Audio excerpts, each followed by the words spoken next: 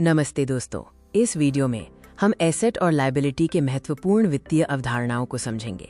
Asset वो हैं जो आपकी जेब में पैसा डालते हैं, जैसे कि आय उत्पन्न करना और स्वामित्व। लायबिलिटीज वो हैं जो आपकी जेब से पैसा निकालते हैं, जैसे कि खर्च बढ़ाना और कर्ज। एसेट और लायबिलिटी को समझना लोगों, बिजनेस और कंपनियों की वित्तीय स्थिति को समझने के लिए एक बुनियादी और जरूरी कॉन्सेप्ट है। एसेट एक संपत्ति है जो किसी कंपनी या व्यक्ति की हो और भविष्य में आर्थिक फायदे देती है।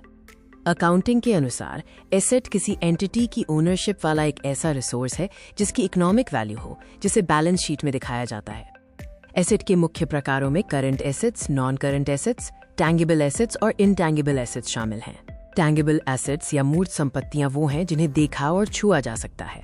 उदाहरणों में वाहन, उपकरण और फर्नीचर शामिल हैं। करंट एसेट्स वो हैं जिन्हें 1 साल के अंदर कैश में कन्वर्ट किया जा सकता है, जैसे कि कैश, इन्वेंट्री और अकाउंट्स रिसीवेबल।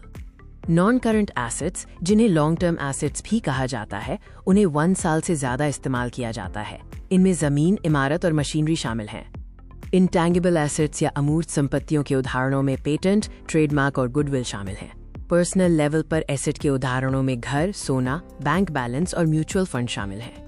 एसेट का मकसद इनकम जनरेट करना, भविष्य को सुरक्षित करना और नेटवर्थ बढ़ाना है। लायबिलिटी का मतलब है कर्ज या बकाया रकम जो भविष्य में चुकाने की जिम्मेदारी है। लायबिलिटी एक वित्तीय दायित्व या कर्ज है जिसे किसी एंटिटी द्वारा लिया गया है और बैलेंस शीट में दिखाया गया है। लायबिलिटीज के मुख्य प्रकार हैं करंट लायबिलिटीज जो 1 वर्ष से कम समय के लिए होती हैं और लॉन्ग टर्म लायबिलिटीज जो 1 वर्ष से अधिक समय के लिए होती हैं। करंट लायबिलिटीज 1 साल में पेमेंट करने की जिम्मेदारी होती है।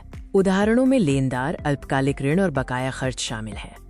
लॉन्ग टर्म लायबिलिटीज 1 साल से ज्यादा समय बाद पेमेंट करने लायक होती हैं, जैसे होम लोन, डिबेंचर्स और बैंक लोन। पर्सनल लेवल पर लायबिलिटी के उदाहरणों में होम लोन, कार लोन और क्रेडिट कार्ड बकाया शामिल हैं। एसेट और लायबिलिटी में मुख्य अंतर ये है कि एसेट इनकम या नेटवर्थ बढ़ाते हैं, जबकि लायबिलिटी कर्ज होती हैं और नेटवर्थ घटाती हैं। अकाउंटिंग समीकरण के अनुसार एसेट्स बराबर हैं लायबिलिटीज और ओनर की इक्विटी के जोड़ के। ये बताता है कि एक कंपनी या व्यक्ति के पास क्या है और उस पर क्या बकाया है। ओनर की इक्विटी को एसेट्स में से लायबिलिटीज को घटाकर प्राप्त किया जाता है। ये व्यक्ति के स्वामित्व वाले हिस्से को दर्शाता है। उदाहरण के लिए, अगर आपके एसेट्स 1 मिलियन रुपीज हैं और लायबिलिटीज 400,000 रुपीज हैं, तो आपकी इक्विटी 600,000 रुपीज होगी। व्यक्तिगत जीवन में इन अवधारणाओं का महत्व नेटवर्थ जानने, सही फाइनेंशियल प्लानिंग करने और डेट पर नियंत्रण रखने में है। वित्तीय अनुपात, जैसे कि डेट टू इक्विटी अनुपात, करंट अनुपात और एसेट टर्नओवर अनुपात, वित्तीय स्वास्थ्य का आकलन करने के लिए महत्वपूर्ण है। बिजनेस में ये अवधारणाएं कंपनी की वित्तीय स्थिति को समझने, बैंक लोन प्राप्त करने और निवेशकों के लिए महत्वपूर्ण है। अच्छे एसेट्स आय पैदा करते हैं और उत्पादक होते हैं। बुरी लायबिलिटी, जैसे कि बढ़ता हुआ गैर उत्पादक कर्ज, आपके लिए हानिकारक हो सकता है। नेटवर्थ, जो कि टोटल एसेट्स में से टोटल लायबिलिटीज को घटा के मिलती है, किसी व्यक्ति की असली दौलत होती है। सामान्य गलतियां हैं खर्चों को एसेट्स समझना, बहुत ज्यादा लोन लेना और लायबिलिटीज को ठीक से मैनेज न करना। इन गलतियों से बचना जरूरी है।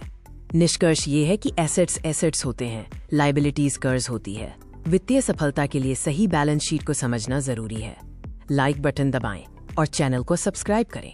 कमेंट्स में बताएं आपको कौन सा पैसिव इनकम आइडिया सबसे ज्यादा पसंद आया।